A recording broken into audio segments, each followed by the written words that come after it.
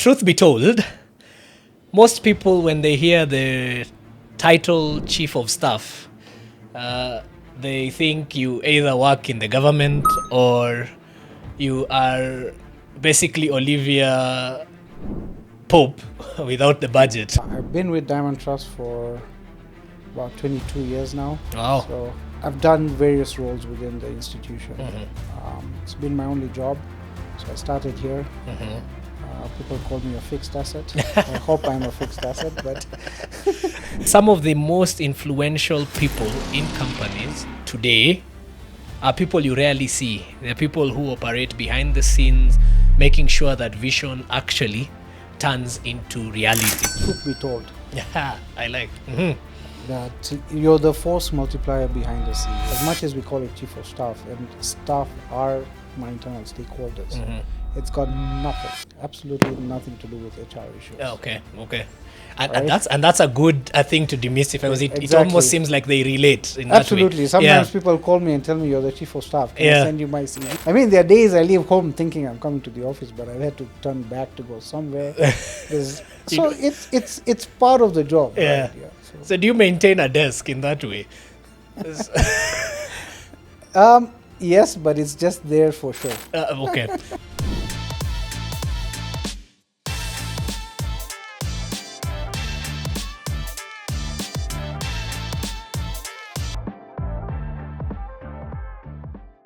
Truth be told, most people, when they hear the title Chief of Staff, they think you either work in the government or you are basically Olivia Pope without the budget.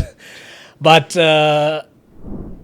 truth is, some of the most influential people in companies today are people you rarely see. They're people who operate behind the scenes, making sure that vision actually turns into reality. And that's exactly why today's conversation is very, very interesting. So, welcome to the Truth Be Told podcast, the space where we demystify conversations, we demystify industries, we demystify roles and things that you think you understand until we talk about them. And so, my name is Male Mtoto Mwanza, and today we want to talk about the role of Chief of Staff. What do they actually do? Why do CEOs rely on them heavily? And what does it really look like being very close to decision making, being close to power? And to help us have that conversation today, I have with me Farouk. Farouk, welcome to the Truth Be Told Good podcast. afternoon, Marley. Thank you for having me. Yes, you can go ahead and do a short introduction before we get deep into the conversations. All right, good. Yeah. My name is Farouk Kimji. I'm the Chief of Staff to the Group CEO at Diamond Trust Bank Group within East Africa. I've been with Diamond Trust for about 22 years now. Wow. So, yeah, it's taken me places, and I've done various roles within the institution. It's been my only job. So I started here. People call me a fixed asset. I hope I'm a fixed asset, but no liabilities. But Yes. uh, Institutional knowledge is absolutely, where. yeah. So it comes with it. So happy to be on your show. Thank you, Farouk, and thank you so much for joining us. It is for us a privilege, and I think what the conversation we want to have today is, I probably have not had it, probably have watched it, but it's not something we hear a lot. But it is there and it exists. So let's start on a light note. If someone was to walk up to you in a wedding and ask you, "What do you do?" What would you actually say? Even I don't know what I do. So I mean, it's a difficult question because it's a very difficult to give a casual answer, because honestly the role changes every day. But truth be told, Yeah, I like. that you're the force multiplier behind the CEO. Many people say strategy, many people say execution. People say you become a personal assistant. And to be honest, it's all in one. I don't think there's one thing that you don't do that you have to do. Mm-hmm. So I would really give it into 3 or 4 different categories. There's Yeah. strategy, there's execution, there's decision support. Mm-hmm. And I think when we get further, we'll talk about whether it's support or making. There's a difference between the support and the making. Yeah. Yeah. And I think the one most important one is stakeholder management. Uh-huh. And that is both internal, external. Mm-hmm. And when I look at it from my side, right, I've got many stakeholders, Mm-hmm. right? Internally, I've got staff, and that is across the board. And external is customers, regulators. Mm-hmm. And I think one thing we just probably want to clarify is that as much as we call it chief of staff, and staff are my internal stakeholders, Mm-hmm. it's got nothing, absolutely nothing to do with HR issues. Okay. Okay. And, Right. and that's a good thing to demystify, because it Exactly. almost seems like they relate in Absolutely. that way. Sometimes people call me and tell me, you're the chief of staff. Can I Yeah. send you my CV? Yeah. Right. So Yeah. yeah, it carries that word staff, but Mhm. the reason it carries the word staff is because staff is probably one of your largest stakeholders, Mm. right? Because Okay. and it's staff not to do with their issues, but it's staff to do with work related issues, Mm-hmm. right? When anyone wants to see the CEO, you're the gatekeeper. Yeah. So Okay. yeah, so difficult casual answer, but in all those I would say are the 4 or 5 categories that you would ideally be looking at. Okay. So how would you describe your typical day? How where are you able to say, can it be predictable in a sense? No 2 hours are the same, no Yeah. 2 days are the same. Uh-huh. You wake up thinking you're going to do something, but by the time you even get to the office, there's something else. Yeah. But that's just the nature of the job. You've Mhm. got to adapt. That's you. If you're not able to adapt, it becomes very difficult. Mhm. You should be able to change course from one lane to the other, and you've got to be able to do it quick, Mm. depending on the nature of urgency that Yeah. there is, right? So adaptability is critical, Mhm. right? And also knowing the landscape, right? You can be adaptable to something, but if you're not aware of the landscape, it becomes a little more difficult. Mm. What has helped me in my role, at least, is because I've been with the institution for some time, I'm very well aware of the people, Mhm. people's capabilities, people's skills, and I know who to go to when I have an issue. Mhm. So I'm never stuck, and if I ever get stuck, then that's trouble, Mhm. because then that just creates a domino effect of delays, right? Mhm. So I should be able to be on my toes, say, I can do this, Yeah. and this is the person who's going to help me. Okay. So basically, typical doesn't exist. It's No. it can be It doesn't, right? it can be anything. I mean, there are days I leave home thinking I'm coming to the office, but I've had to turn back to go somewhere. So it's part of the job, Yeah. right? Yeah. So do you maintain a desk in that way?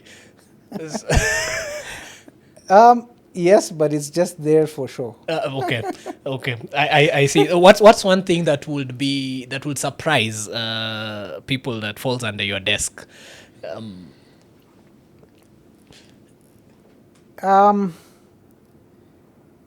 Like I say, it's not a typical day-to-day job. Certain people think that you're just there for strategy, for execution, but there's a lot more to that, right? And sometimes you spend a lot more time dealing with customer queries, staff who want to see the CEO. You need to manage and you need to juggle and say what's important, because everybody has a role to play. Yeah. Everybody requires something, but you yourself know what's happening in that office. Yeah. So you become the gatekeeper. So it's just not a boardroom, board papers that people think that a chief of staff does, but there's a lot more that is around it. Okay. and I know we'll have probably gone into that later, but now that you've mentioned it, when people want to see the CEO and when decisions need to be made and you happen to pass near them and you're the closest thing they have to the CEO, does that make you, how does that make you feel, one? And is it true that is you're that close to power enough to make decisions or to influence them? So let's look at it in a typical day. First Yeah. of all, the diary management probably be one of the hardest tasks. Many people think, yeah, you'll just go block the diary and that's it. Yeah. But there's so many people around that office that, and rightfully so, they want to see the CEO. But you've got to think, you've got to make that decision to say, who goes first? Who has more priority? And knowing what is in that office, knowing what is the surrounding of that office, knowing what needs to be done on that particular day, you Yeah. then make that call and say, I think this is priority. And you then have to just make that judgment, and you make that call to know who goes first and who doesn't go. Okay. So there's some form of influence there, but Absolutely. Yeah. But again, that the influence also comes from the nature of what the person needs to see the CEO for, right? I mean, today if somebody came and said the regulators need to speak to her, that that becomes takes priority. precedence. Of There's course. nothing else. I Yeah. mean, if the regulator Yeah. needs to see the CEO, there's nothing we can do. So yeah. So it you've got to be the best judger Yeah. and you judge. Yeah. Okay.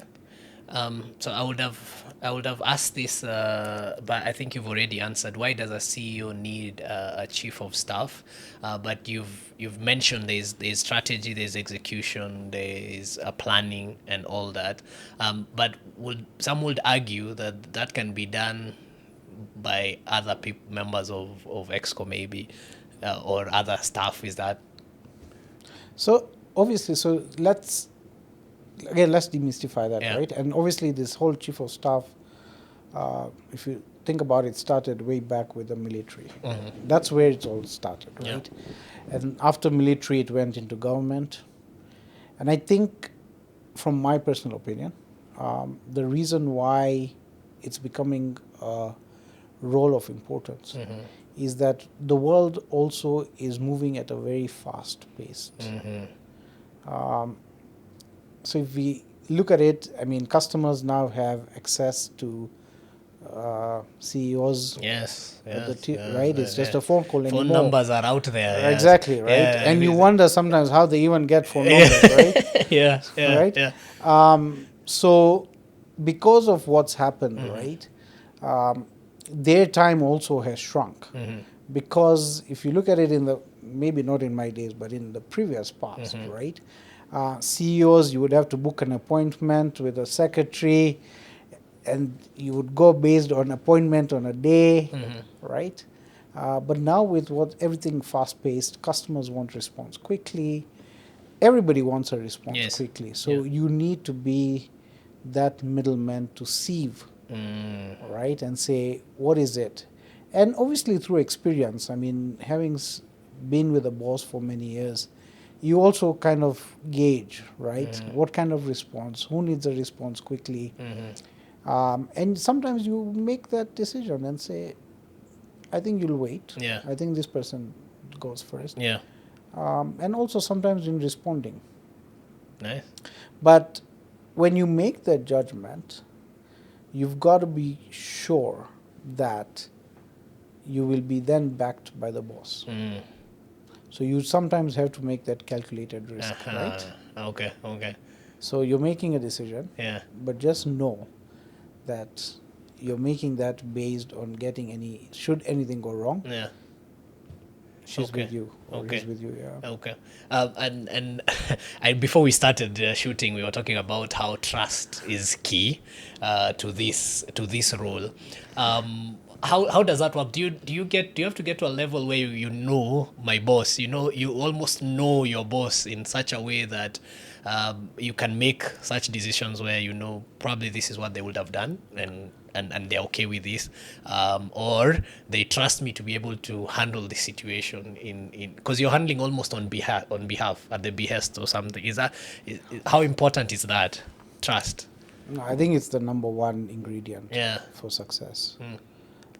You've got, I mean, the boss has got to have full trust in you, because there are discussions held where you're present, which involve colleagues, colleagues who have been friends with you, right? And you need to know what to say, when to say, how to say. And it's not something that you get immediately. It's over a period of time. And I think the advantage for me is when I took up the role, I already kind of knew my boss. I wasn't getting to know her. I'd been in the institution for so long, but I had already been working very close with her on certain initiatives at that time. So I already kind of knew my boss, right? But obviously, as time got, as we went ahead with time, I got to know her better. She got to know me better, and there are good days, there are bad days, right?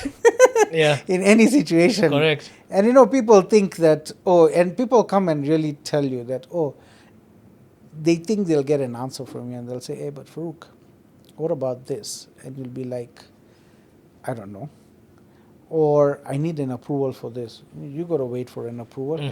But why don't you just get me the approval? You're in that office. And I'm like, sometimes people see her more than I see her. Or maybe not see, but have a conversation. For me to sometimes get a nod on something, I have to wait in line as well. I'm not just sitting there. So Okay. yeah. Interesting. So trust, and I think trust in corporates is key. Not just for this role. I think though this role does require some extended levels, but I do think trust is important in corporates. Yeah. Now, so are you sometimes the person who says what people don't want to say in the room? You have to. And that's where, apart trust, honesty. If there's an issue, there's an issue.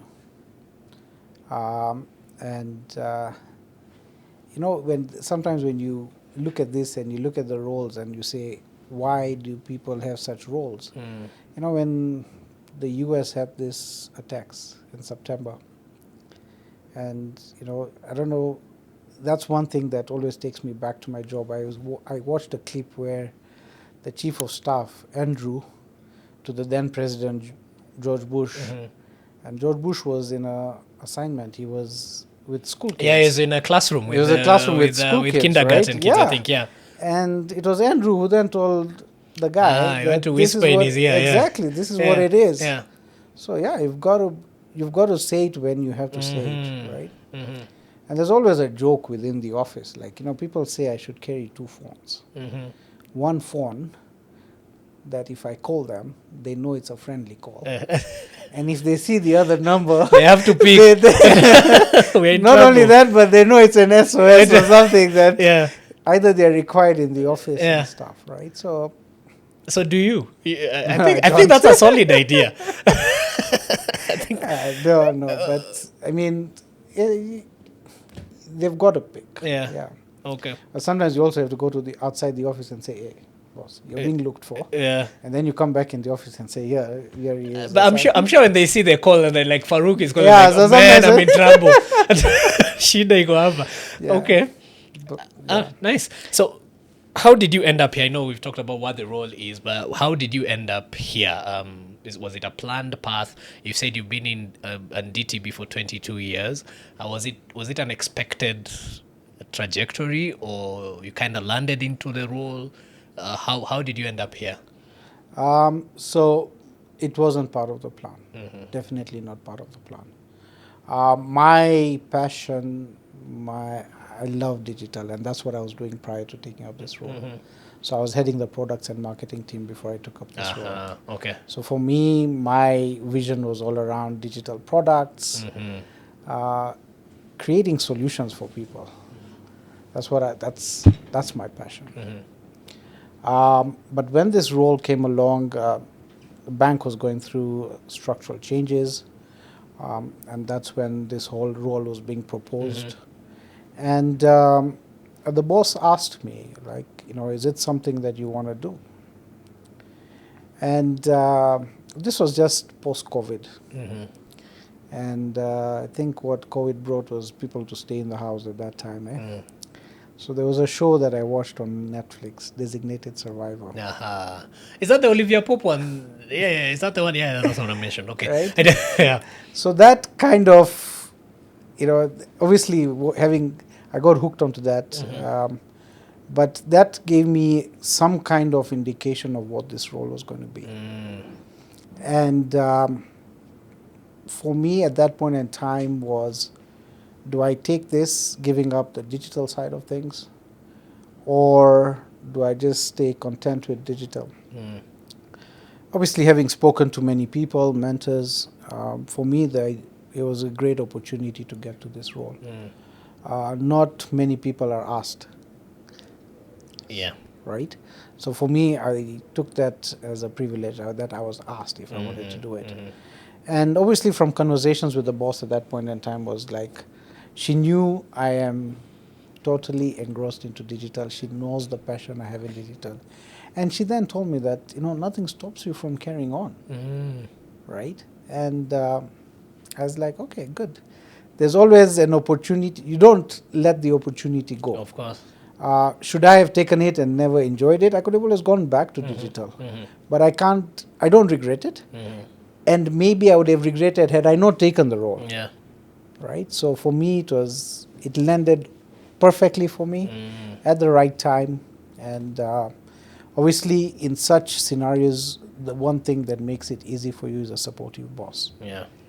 And that's I agree. I would imagine doing your job and not having a supportive boss. I think that'll no, be it's quite disaster, right? and your job is and your boss is the job. Kind of. Absolutely. Yeah. So okay. And what would you say? This okay. So first, it's been 6 years now, 7 years. It's been about 5. Yeah, Yeah. five, 6 years. What would you say, apart from, we talked about skill, trust rather, what would you say are the skills that are required most for this job? So I think we talked quite a bit. We talked about trust. We talked about honesty. Yeah.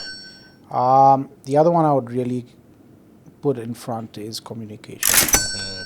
So it's again, because you're dealing with stakeholders and you're dealing with the boss, you also Yes. need to make sure that you're able to communicate with Yes. the boss. The other one I would say is alignment. Okay. Because if you're not aligned, So relationships, is it? absolutely. Yeah.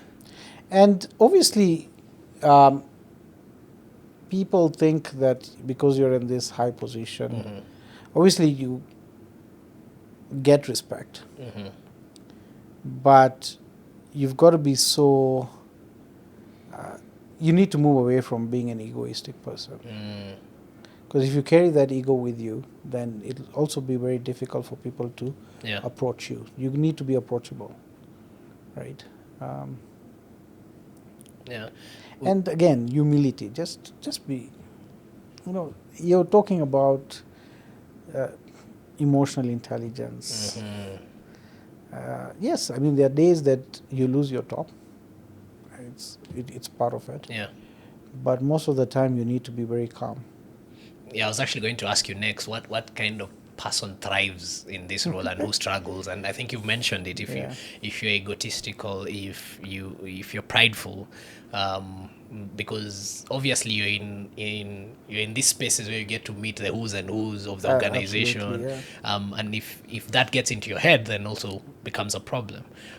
So I see how you have to have the opposite to humility. And you talked about honesty, and I'll probably couple it with integrity here. You of course you get to hear a lot in the behind closed doors, whispers in your ear. You get to hear a lot. How do you work that? How does that work? This handling almost state secrets kind of situation. Yeah. I mean, I think with the job you get used to it. And again, as a person, you need to know what to say, when to say, how to say. Obviously, what wasn't easy for me was that I was part of the exco team before. Obviously, this is an exco role, but I was part of the exco team. Uh-huh. So most of the exco members are friends. And sometimes you've just got to know what to tell them and what not to tell them, because there's discussions that are happening that are at a very different level. Mm. Yeah. Okay. And then again, like you said, you get to know who's the who as well. Yeah. And even from that, at some point in time, the who's of who also know that you're now the chief of staff to the group CEO. So also what happens is sometimes they want to get in touch with her, or they want to know something. So you then become the point of contact. And Yeah. even with external stakeholders, you need to know what to say, when to say. Okay. I'm thinking you might come across someone and like, yeah, I know. I'm almost feeling like if someone was to get fired today, they'll be like, Farouk knew. Yeah, And yeah, but you've got to take it in your stride. Yeah, It's part of the job, right? Yeah. Okay.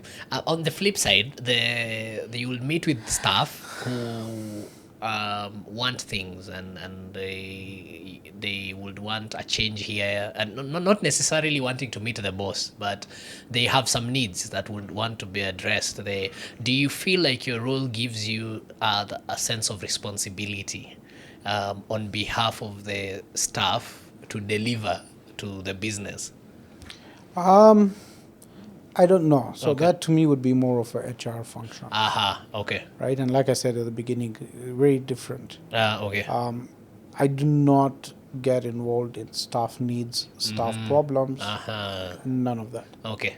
That would ideally be an HR role. So that's where the That's line where- is. exactly, Okay. yes. Okay. Yeah, So there's HR to deal with with staff matters as absolutely. needs come. Yes. But then there's business strategy and things like that are required at the CEO's office. Then that's where you come in. Okay.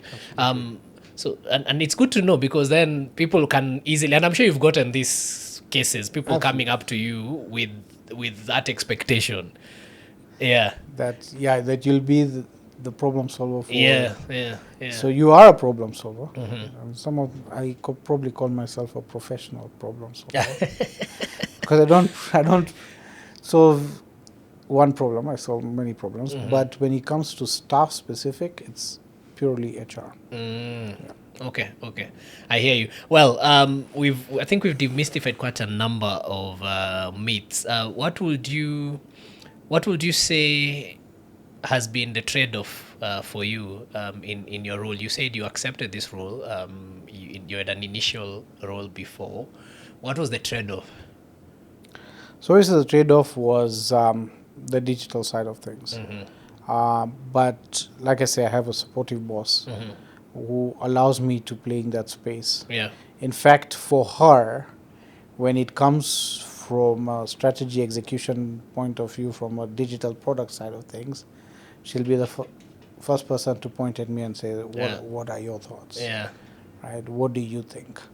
And right now, the bank is working on some digital products for this year. So I've been asked to get involved in each one of them. So I haven't. The trade-off may be that I'm not in it fully. The trade-off could be that I probably have to spend more of my free time knowing what's going on and keeping myself abreast with what's happening out. Yeah. But I was actually going to ask you what do you do on your free time? Does this role extend? Does it have? Okay, we've said it. There's no typical day. Probably no 8 to 5. Does it extend to the weekends, or do you get to have time for Farouk? No, there is time for Farouk. And again, like I said, we're very supportive boss, because that's where it starts. Yeah. It's not you. You remember, your diary is not your diary. Your diary is her diary as well. Yes. But very supportive, understands where to draw the line. Yes, there are days when things will be rough, things you have to work late. I travel quite a bit because we look after Kenya, Uganda, Tanzania. There are days you need to travel on a Sunday. So yes, you've got to accommodate that. But there is a line, and it's there, but it's not there either. right? Okay, okay. Um, young man out there or young woman who has probably seen Olivia Pope the way you saw, they're thinking this is something I want to do. What advice would you give them? Where do they start? So I'll tell you what I did, Yeah. right? So like I said, when I was told this chief of staff, so what's the first thing you do? At that point in time, ChatGPT was not really there, but Yeah. I Yeah. googled chief of staff Yeah. just to see what it was, and that's where I got to know it used to be a military role or whatever. But there's something that's a global initiative. Something called the Chief of Staff Association, Yeah. and it was started off by some people within the U.S. military, and I think that gave me a good stepping stone because they do have. So you do become a member of this association, and they do have programs for you to get to know what this job really is, and you get to meet chiefs of staffs from other parts, mainly out of the U.S. and stuff. So that was a good stepping stone for me. It was giving me some kind of ideas in terms of what it is. Okay. It got to a point in time where we now even have a local chapter for it. Oh, nice. Does that exist? Yes, it does. Oh, nice. Yes, it does. So we have Okay. a local Kenya chapter for it because this role now is evolving, and there's a lot of institutions, even private sector now getting to get this. So yeah, we Yeah. are quite a few in this market now, and we have a local chapter. Oh, are there qualifications now? Like Not not yet. not Okay. yet. Okay. But I think this would be a good stepping stone. That was my stepping stone. Yeah. But- But I assume, Farouk, that if Male is the CEO and I'm choosing a chief of staff, I probably will not be looking at qualifications. I'd be looking at someone I know, someone I trust, someone who is almost a friend kind of Exactly, situation. Yeah. So in that sense, then is there a skill set or almost like educational background that will qualify? No, Yeah. no. But again, like I said, some of the traits that you have, you got to have humility. Yes. You've got to have integrity. And the one thing is, you should be able to change course when you have to. If there's some people who are very aligned to what they do, very difficult to adapt to change. Very, very difficult for them because your day is not like a typical day. I see.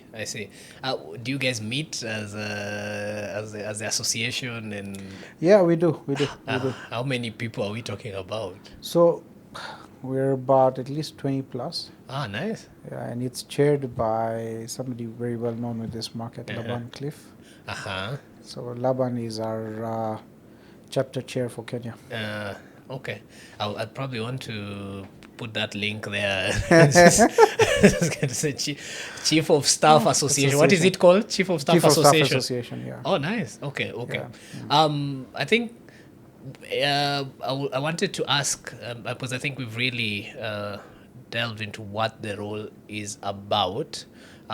Is that the end, or is it a final destination?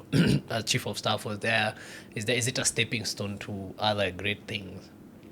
So, yes and no. And I think time sometimes tells, right? Yeah. For now, it is probably just, I enjoy what I do. Do I want to go to the next level? Yes. But what is fun about this is, and it's a crazy life.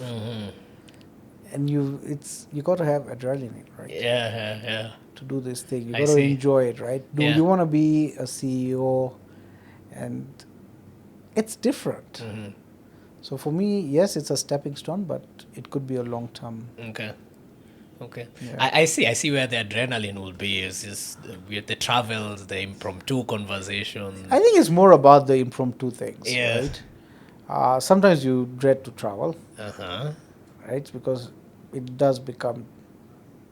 I mean, you travel for board meetings. You know what your diary is going to be like, and when you travel, you spend more time working than. Also, your travel is not It's fun. not- yeah. So you take a flight early in the morning. You take a 7 o'clock flight. You land in Entebbe at 9. Yeah. You get to Kampala at 10. You're straight into a meeting room. Yes. You'll finish that meeting at 7, have dinner, and that even because what happens when you go to these markets, right? And as much as you try and align, but you also understand where they come from. I mean, they get to see you for 3 days in 3 months. As much as you talk to a CEO in Uganda Yeah.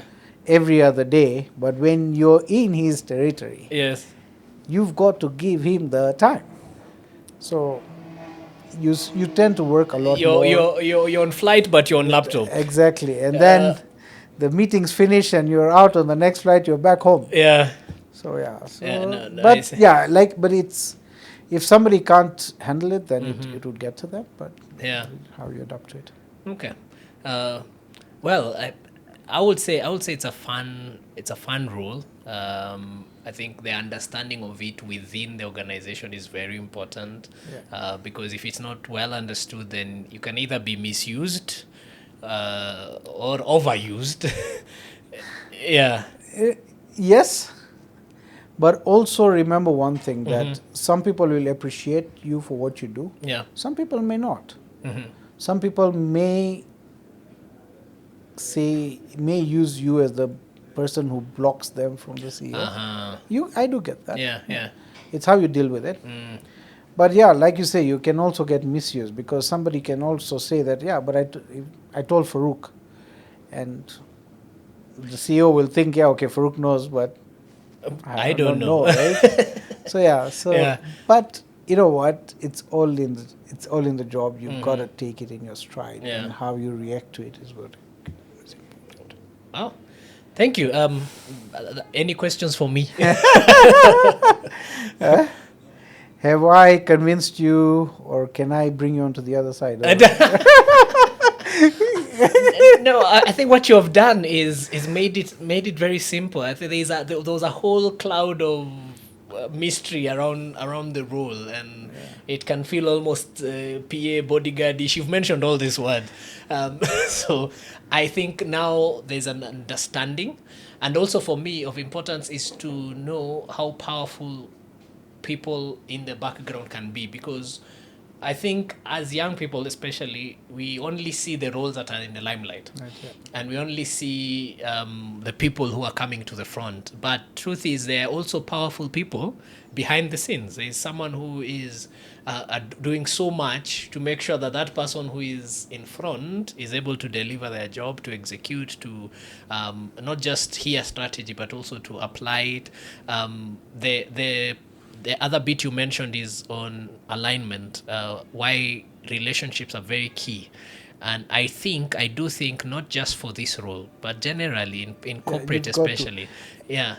And so in my example, Yeah. because we're in 3 countries, I've got to make sure that the other 2 countries are also aligned with us. Yes. Because we're just we're one group. Yes, we're in 3 countries, but we're one group. So Yeah. that's critical, because Yeah. you can't have Kenya going one way, Tanzania going the other, and Uganda the other. So that is very critical. And you kind of bring this You together. have, Yeah. Okay. So for me, that's what I've learned, and it's a key take home. So that then you don't just see the lights, but you also see the back and what that is. And if you're a CEO as well, maybe to speak to those, because I think most of the time we address everyone else that is not CEO or is not Exco. I do think if you're a CEO, then also we've kind of put it to the front that we need this this role. You need this center of influence that helps you, that intermediates for you. Exactly. Because a CEO can easily assume that they know everything, and they don't. And just because you're in the Eiffel Tower, what's that? What's the idiom when you're up there? You're in what tower? When the glass tower. So you can't be there, and you don't get to know what is happening on the ground. So for me, I think we've seen it both ways. When you're up there, you do need this level that demystifies that stuff, but also when you're down there, you get to know that what you require to be up there. Okay. And I think just to add on to that, many people also say these are glorified personal assistants. But honestly, it's not the case, right? Because you require trust, you require judgment, and you also require, influence, Mm. because that's what you carry with you. Yeah. So it's not just PA. No, it's not. It's not just PA. No, it's not. And even from what I'm hearing from you, you also need to know your craft. It's not just handling diaries and picking calls. Yeah, Yeah, you have to know your craft. absolutely. You also know when to say to the boss. Yes. Because depending on what's the mood, Yeah. you also have to know when to say Mm-hmm. when you want something, right? Timing is critical. Yeah. Wow. Thank you. Any last words? Yeah, to me, I think if anyone's looking at this, just remember you're just like the maestro of the opera, Mm-hmm. because you're the one orchestrating everything. Yeah. So, yeah, you call yourself the maestro. The master. You're the master of this. You're the master of your ship. Is it? Of the opera. Okay. And to everyone watching and listening, if this episode you learned something from this, or you picked something, or got you thinking, or you finally understood the role of chief of staff, then I think make sure you need to you share this with someone else who needs to hear this, and also dream. I think that's the point. I think we can also get to dream to hold these positions. Yes. We do see them. We have seen them. Now we know what they do. So I think we've learned a lot, and beyond that, leadership is not just standing on the podium. Leadership is making sure what you are doing, you're doing it well. That is how Farouk arrived in his role, and that is how most of the successful people get to where they get. You get to do that small role that you've been assigned, do it to your best ability, because then you get to shine from wherever you are. Well, thank you so much for joining us, Farouk. It's been a privilege and an honor. I'm grateful. I got close to power, people. Thank you. That's the best you'll get. This is the best I get. No, Farouk. We need to get to the next level. Thank you so much. Been your host, Malem Toto Mwanza, and Farouk Kimji has joined us. Thank you so much. Wish you all the best. Have a good time. Thank you. Thank you.